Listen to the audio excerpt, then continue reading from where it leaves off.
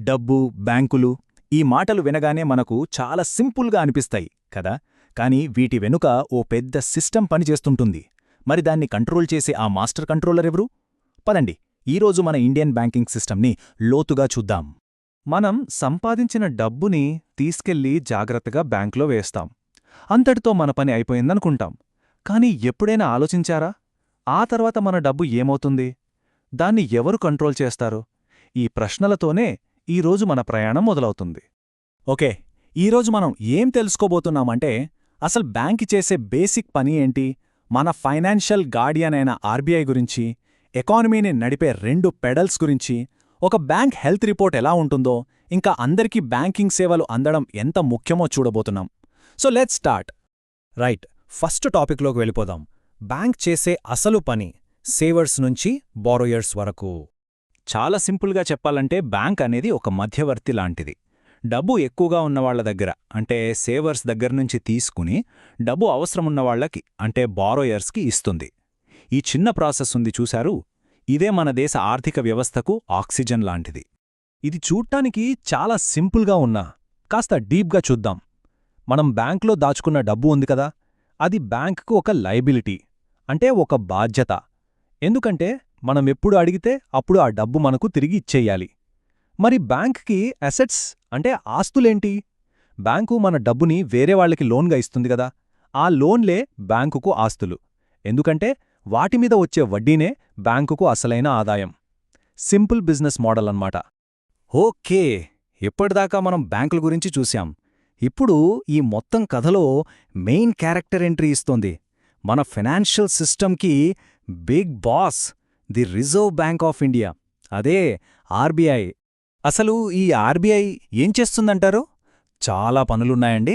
మన జేబులో ఉన్న రూపాయి నోటు విలువ పడిపోకుండా చూడటం, కొత్త కరెన్సీని ప్రింట్ చేయడం, మనం డబ్బు దాచుకునే బ్యాంకులన్నీ సరిగ్గా పనిచేస్తున్నాయో లేదో చెక్ చేయడం, చివరికి ఏకంగా మన ప్రభుత్వానికే అప్పు కావాలన్నా ఇచ్చేది ఈ ఆర్బీఐనే. అందుకే దీన్ని బ్యాంకర్స్ బ్యాంక్ అంటారు. నిజంగా మాస్టర్ కంట్రోలర్ కదా. సరే, ఇప్పుడు మన ఎకానమీని ఒక కారులా ఊహించుకుందాం. మరి దాన్ని డ్రైవ్ చేసేదెవరు?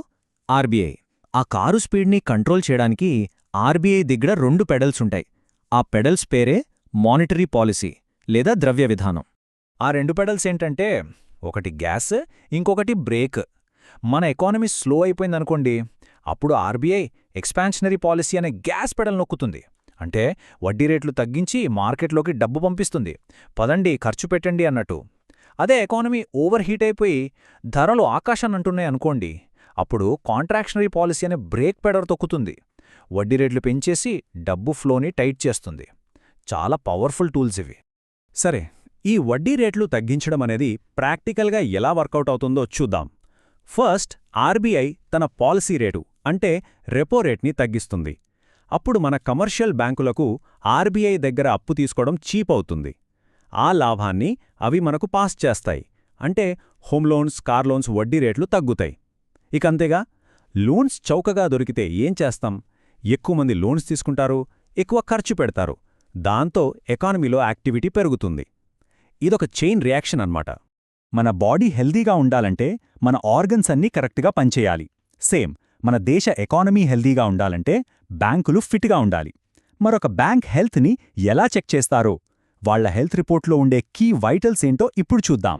బ్యాంకులకు అతిపెద్ద తలనొప్పి ఈ నిరర్ధక ఆస్తులు. మనం సింపుల్గా ఎన్పీఏలు అంటాం. అంటే ఏంటంటే, ఒకరు లోన్ తీసుకుని అసలుగాని వడ్డీగాని కనీసం 90 రోజులపాటు కట్టలేదనుకోండి, అప్పుడు బ్యాంక్ ఆ లోన్ని ఎన్పీఏగా మార్క్ చేస్తుంది. అంటే అది ఒక బ్యాడ్ లోన్ అయిపోయినట్టే. ఇంకా సింపుల్గా చెప్పాలంటే ఎన్పీఏ అంటే బ్యాంకుకి డబ్బు సంపాదించి పెట్టడం ఆపేసిన ఒక చెడ్డ అప్పు అన్మాట. లోన్ ఇచ్చినప్పుడు అది బ్యాంకుకి ఒక ఆస్తి, ఎందుకంటే దానిమీద వడ్డీ వస్తోంది. కానీ ఈఎంఐలు ఆగిపోతే ఆ ఆస్తి కాస్త భారంగా మారిపోతుంది. సహజంగానే ఇది బ్యాంకు లాభాలను తీవ్రంగా దెబ్బతీస్తుంది. సరే, బ్యాంక్ హెల్త్ని చెప్పే ఇంకో ముఖ్యమైన మీటర్ ఉంది. అదే క్యాసా రేషియో, అంటే current account savings account ratio. ఒక బ్యాంక్ దగ్గరున్న మొత్తం డిపాజిట్లలో ఎంత భాగం కరెంట్ సేవింగ్స్ అకౌంట్ల నుంచి వచ్చిందో చెప్పేదే ఈ రేషియో.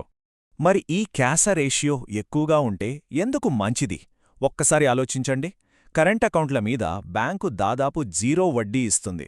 సేవింగ్స్ అకౌంట్ మీద కూడా చాలా తక్కువ వడ్డీ ఉంటుంది. అంటే బ్యాంకుకు ఈ డబ్బు చాలా తక్కువ ఖర్చుతో దొరుకుతుంది. ఇప్పుడు బ్యాంక్ ఒక వ్యాపారం అనుకుంటే వాళ్లకు కావలసిన ముడిసరుకైన డబ్బే చాలా చౌకగా దొరికినట్టు. సో క్యాష్ రేషియో ఎంత ఎక్కువగా ఉంటే బ్యాంకుకు అంత మంచిది, వాళ్ల లాభాలు కూడా అంత పెరుగుతాయి. ఇంత పెద్ద సిస్టమ్, ఇన్ని రూల్స్, వీటన్నింటి వెనుక ఉన్న అసలు ఉద్దేశమేంటి? కేవలం డబ్బు సంపాదించడమేనా? అస్సలు కాదు. దేశంలో ప్రతి ఒక్కరినీ ఈ ఫైనాన్షియల్ సిస్టంలోకి తీసుకురావడమే అసలైన లక్ష్యం. దీన్నే మనం ఫైనాన్షియల్ ఇంక్లూజన్ లేదా ఆర్థిక సమ్మేళనం అంటాం. ఫైనాన్షియల్ ఇన్క్లూషన్ అంటే ఏంటంటే, దేశంలో ఉన్న ప్రతి ఒక్కరికి, ముఖ్యంగా పేద, బలహీన వర్గాల వారికి కూడా బ్యాంకింగ్ సేవలు అందుబాటులో ఉండాలి. తక్కువ ఖర్చుతో వాళ్లకి లోన్స్, ఇన్సూరెన్స్ వంటివి అందాలి. అప్పుడే దేశం నిజంగా అభివృద్ధి చెందినట్టు. అందర్నీ కలుపుకుని పోవడమే దీని ముఖ్య ఉద్దేశం. మరీ విషయంలో మనం ఎంత దూరం వచ్చాం? ఆర్బీఐ ఒక ఇండెక్స్ మెయింటైన్ చేస్తుంది. దీనిలో 100 అంటే పూర్తి ఫైనాన్షియల్ ఇంక్లూజన్ సాధించినట్టు.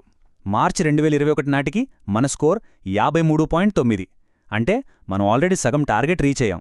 ఇది చాలా మంచి ప్రోగ్రెస్, కానీ ఇంకా చాలా దూరం వెళ్ళాలి. చివరిగా ఒక ప్రశ్నతో ముగిద్దాం. అంతా డిజిటల్ అవుతోంది, బ్యాంకింగ్ మొత్తం మన స్మార్ట్ఫోన్లోకొచ్చేసింది. ఇలాంటి టైంలో ఫైనాన్షియల్ ఇంక్లూజన్కి నెక్స్ట్ స్టెప్ ఏంటి? ఈ టెక్నాలజీ నిజంగా అందర్నీ కలుపుతుందా, లేదా డిజిటల్ నాలెడ్జ్ లేని వాళ్ళని ఇంకా వెనక్కి నెట్టేస్తుందా? దీని గురించి ఆలోచించండి.